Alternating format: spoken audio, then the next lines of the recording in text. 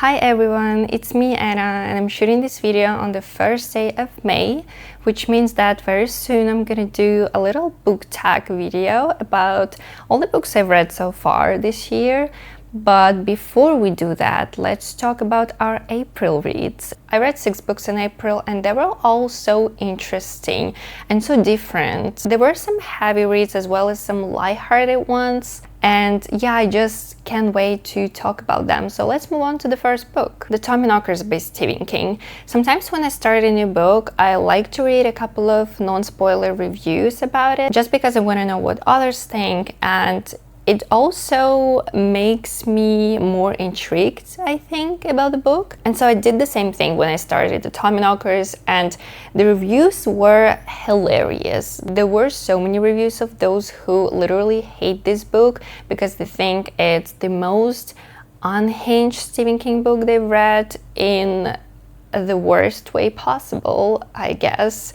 That's why they hate it. And there were also a lot of positive reviews saying that it's the best book they've read, or one of the best books they've read. So it definitely made me even more curious about this book. I also heard a couple of things about the Tommyknockers from you guys. So yeah, I was just like, what is this book? What is so unhinged about it? And I want to say that I don't think it's the most unhinged Stephen King book. I believe Misery is the most unhinged Stephen King book I've read so far, but it's not the Tommyknockers.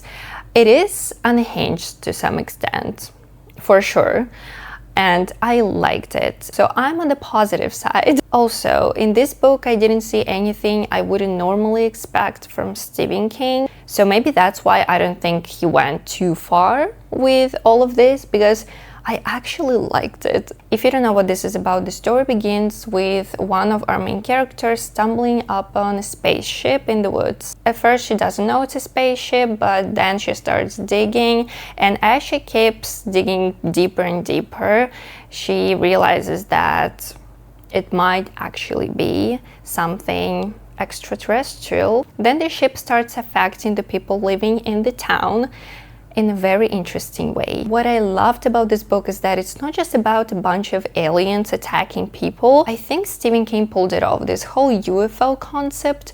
It was so well done. I was hoping it wouldn't be too banal, you know, and it didn't disappoint me.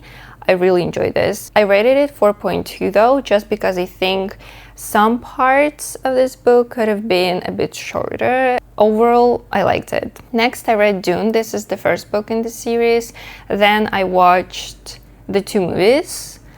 And I'm gonna read the next book and then watch the 3rd movie when it comes out. I think most people know what Dune's about, but in case some of you don't, this is a political sci-fi fantasy series where we follow a royal family. At the beginning of the book, they're ordered to arrive on this planet called Arrakis that is well known for its spice and its deserts. Spice is a very important substance in this series, so that's why almost everything revolves around it in a way. So this family accepts the invitation and they arrive on this planet to start ruling there, to become the new rulers. But after a few days pass, they realize that it's all a trap because they get attacked by the same people, the same government that gave them the order. Our main character and his mother, of course, survive and end up in this desert completely alone.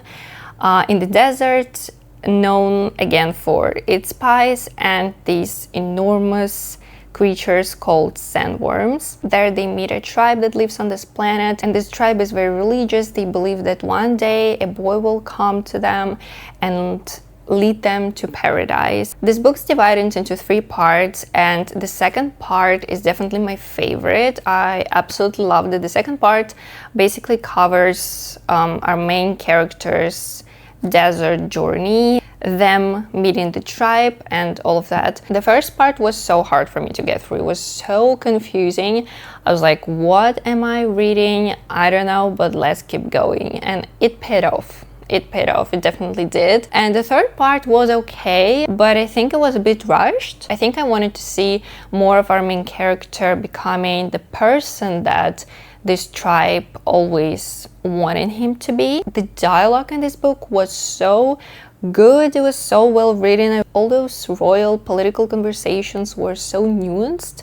All those hidden meanings in their conversations. I liked it. It was quite immersive. Of course, I wasn't immersed in the first part of the book, not really. But when I got to part 2, it became quite intriguing. The sci-fi part of the book is also very cool. It was just so fun to see how they live there overall. There were also a lot of reveals in this book that I really liked about the sandworms, these people's relationship with water. Some things in this book were so beautifully written. I like this, and I do want to read the next book, watch the next movie, and then we'll see if I continue this series. I don't know. The next book I read was The Poet Empress, a Chinese fantasy where we follow a girl from a poor village who's given the opportunity to become one of this evil prince's concubines. She wants to try and become a concubine because she wants to help her village, her family, her friends, because she knows that when you're one of the concubines, you're given some privilege, some gifts, and some money, of course. As much as I enjoyed this book, it wasn't as immersive an experience as I was expecting it to be. I still liked it though. I think this book portrays the royal life very well and the palace life and what really happens there, how corrupt everyone is, how far those living at the palace can go to get rid of their enemy or reach their goal. I loved that it didn't whitewash anything, that it didn't, sugarcoat this image of the royal palace. The magic system is quite interesting. It's based on poetry. So in this book we see our protagonist's journey in this palace. We also get to know this prince, and as the plot progresses we get to know more about his past, his childhood. This book is so magical, it's so brutal. At the same time, I think the second half of the book is way stronger than the first, though I didn't really understand some of the decisions our main character made at the end. Not the very, very end of the book. That ending I actually really liked, but the pre-ending, the pre-ending, I kind of enjoyed it, but I just couldn't understand some of her decisions, and I also think that it was a little too much. In terms of magic, in terms of, I don't know, characters, I think I was expecting a less intense ending, which is interesting because this book is kind of similar to A Song to Drown Rivers. It's not the same, it's definitely not the same, but it just has some, similar things. With The Song to Drown Rivers, I was expecting a way more intense ending, and in The Poet Empress, I was expecting something calmer. So yeah, overall it was a good read. The first half of the book was a bit boring for me, but the second half overall was very good. Speaking of A Song to Drown Rivers, the next book I read was If You Could See the Sun by the same author who wrote A Song to Drown Rivers. And this is not like A Song to Drown Rivers. This is not a full-on fantasy. It's a magical realism school romance. So here we follow a high school girl who uncontrollably turns invisible. At first she thinks that it's quite inconvenient because she has classes, she has things to do in this life. She can't just start turning invisible. But then one day she thinks, what if I could sell other people's secrets to those who want to know them? And it's not only about secrets, it's about her ability to do things while being invisible. Some things that other people can't do because they can turn invisible. So that's our premise. I wanted something lighthearted after reading The Poet Empress. I didn't love this book. I actually don't think that the book is bad by any means.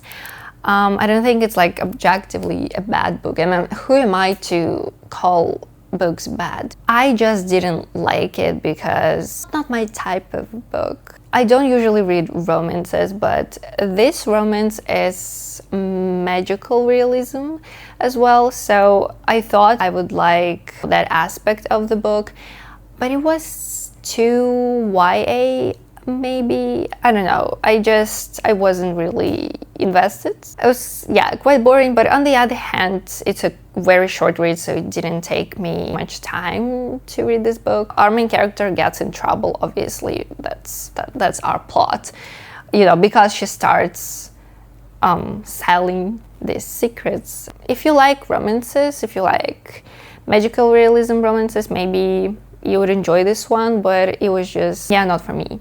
The next book I read in April was Blood Over Bright Haven, a fantasy with an academy setting. We're set in a world fueled by magic and protected by a barrier. This world is under a dome, and outside the barrier, once in a while, this so-called blight happens that can kill people, animals, plants, anything. And so our world is protected from that blight by this magical barrier. And our protagonist is a woman aspiring to be a high mage. I also want to mention that it's almost impossible for a woman to work with magic in this world. That's one of the issues in our story.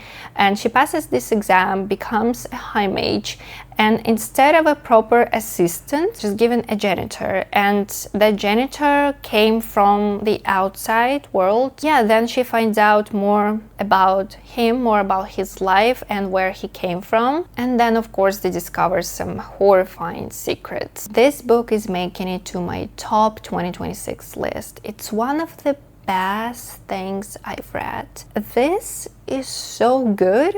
I couldn't recommend it enough. A very emotional read too. This book shows us the nature of brainwashing and propaganda and how it works. So yeah, there was Blood Over Bright Haven, definitely one of the best books I read. And finally, the last book I read in the month of April, Break Room. A very short read, a very easy read about a reality show and its participants. Our characters are some random office workers who've been invited to participate in this reality show where they have to share a break room and also play some games to win a prize. I don't really know what to think about this, to be honest, because I prefer longer books and this was so quick. Maybe I would have preferred more depth to everything, actually.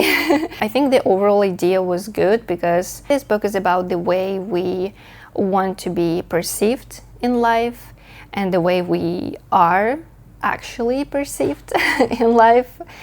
The way we're seen by some people. It was a fine book. Nothing really special about it. I think it could have been special if it was a bit longer and if there was, you know, more depth. But I can't say I didn't like it. There was some suspense, there was some tension between the characters, and yeah, it was fun. That brings us to the end of this video. I hope you enjoyed, and let me know what you read in the month of April, and I will see you in the next one.